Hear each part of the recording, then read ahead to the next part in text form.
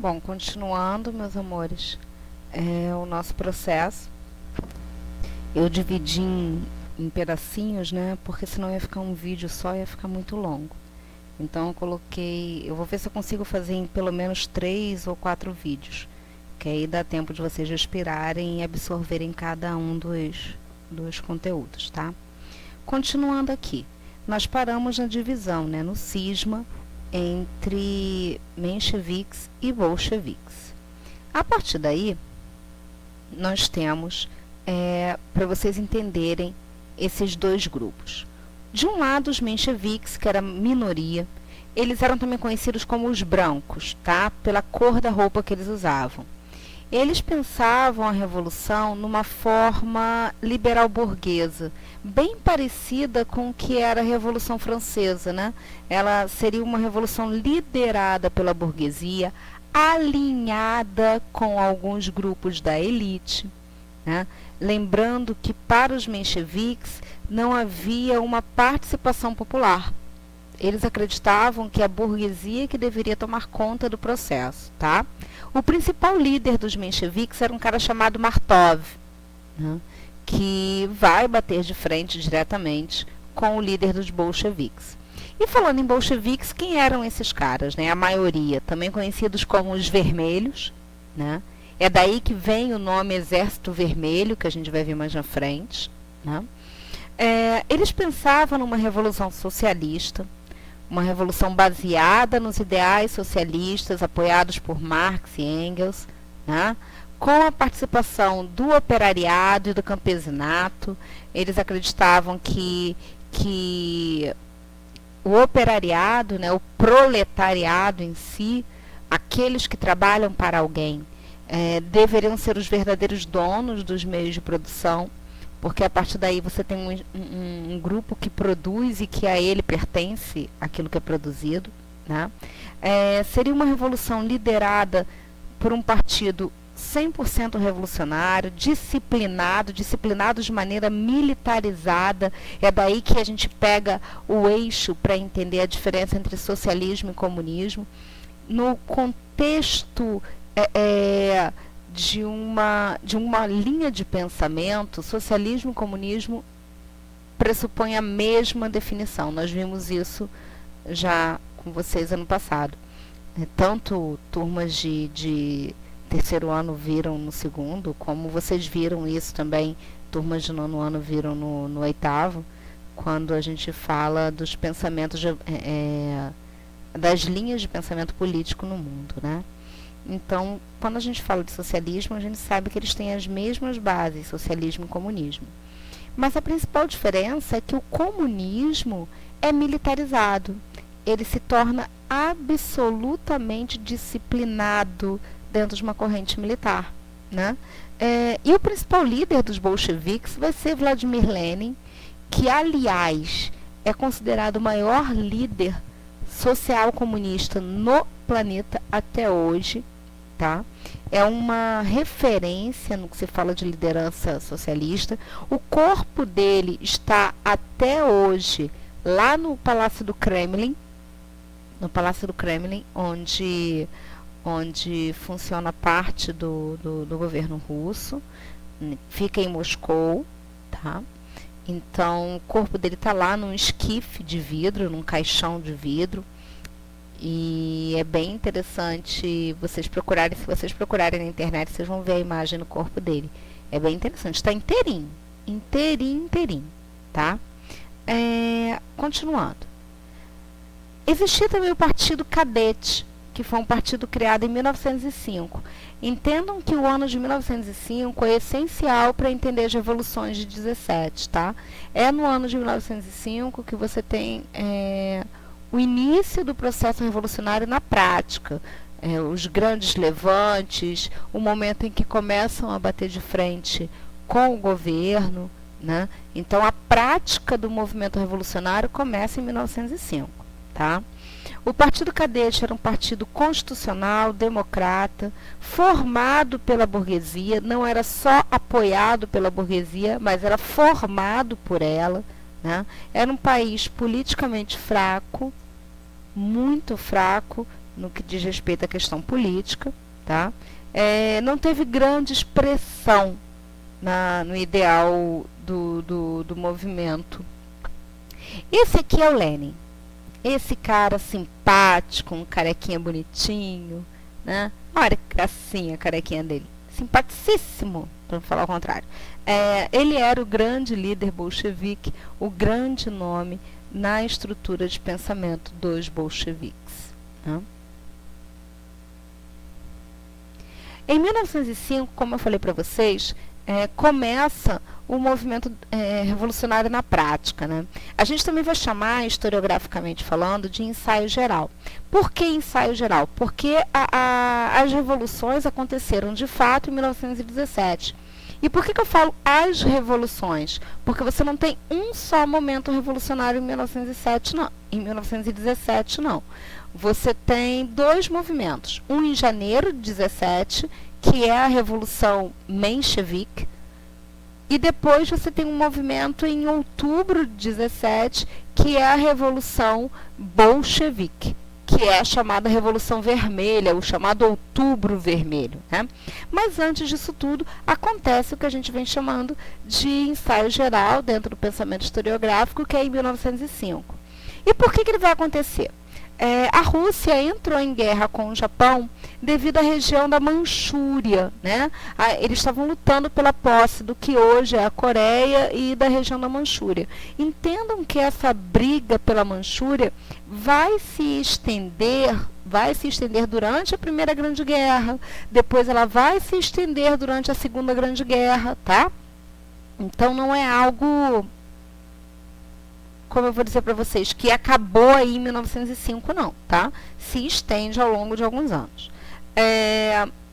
Essa guerra entre Rússia e Japão provocou uma série de problemas internos na Rússia. A Rússia não tinha grana para manter as tropas na guerra, porque ela já estava passando até por crise de abastecimento interno. Se não tinha grana para botar comida dentro do país, que dirá para mandar para as tropas, né? A inflação subiu de uma maneira absurda, né? E com isso você começa a ter achatamento salarial, você começa a ter problemas de pagamento dos funcionários e começa a ter greves. É óbvio, é uma cascata, né? É o efeito cascata. Se você tem crise de abastecimento, você tem crise econômica. Se você tem crise econômica, você não paga funcionário. O funcionário insatisfeito vai reclamar. E eles reclamavam através de greves. Em janeiro de 1905, acontece o que a gente chama de Domingo Sangrento. Para aí, a galera que gosta do rock, segura a onda. Não é o Domingo Sangrento que o U2 fala na música Sunday Bloody Sunday. Não é. Isso aí é uma outra situação, é uma outra história dentro da Irlanda que a gente pode falar mais à frente, tá? Então agora o Domingo Sangrento que eu estou falando não é o Domingo Sangrento do U2. Aliás, abrindo um parêntese aqui, ouçam essa música, porque ela é muito, muito, muito legal. Muito boa. Muito demais. Assim, muito. Bom, voltando. Tia Érica assim, deu uma viajada. Voltando. O que aconteceu em janeiro de 1905 no chamado Domingo Sangrento? Aqui eu coloquei para vocês, né? Massacre de populares pela polícia czarista, polícia ucrana, né? Mas, na verdade, esse massacre foi da seguinte forma. Um grupo de mulheres, de crianças, civis, liderados por um padre, foram fazer uma manifestação pacífica em frente ao Palácio de Inverno do czar.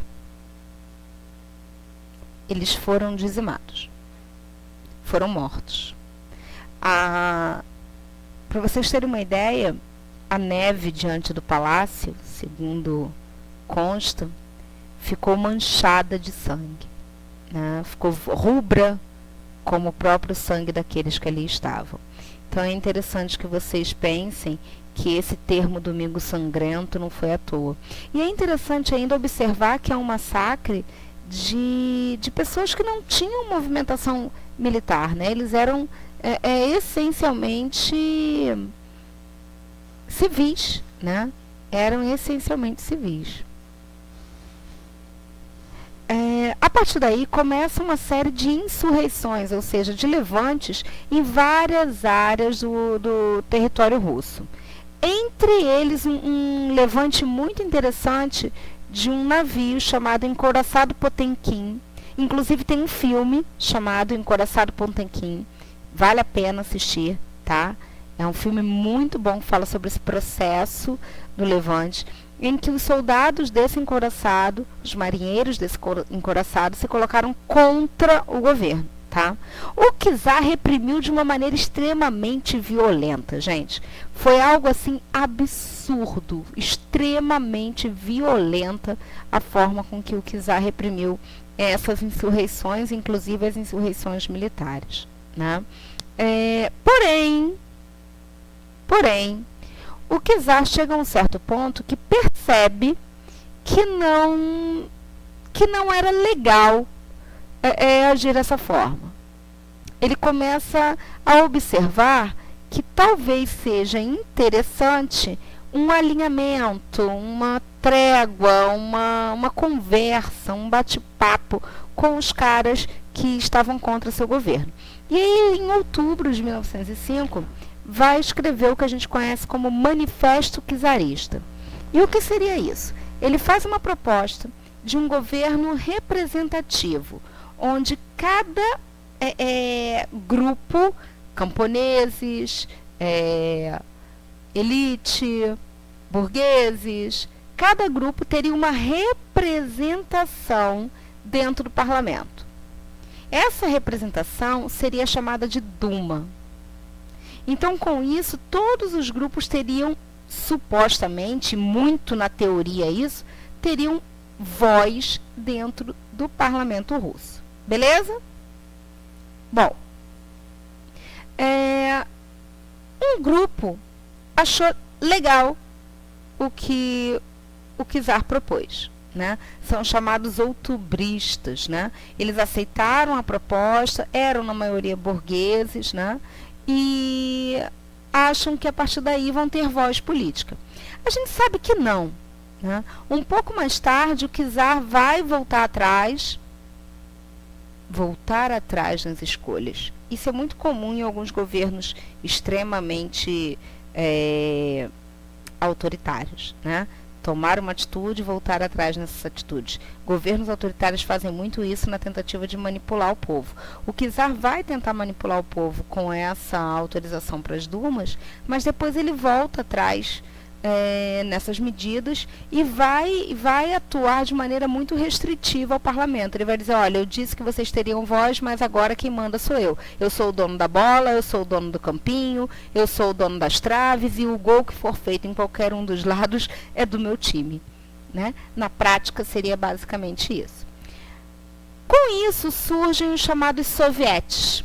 E o que seriam os sovietes?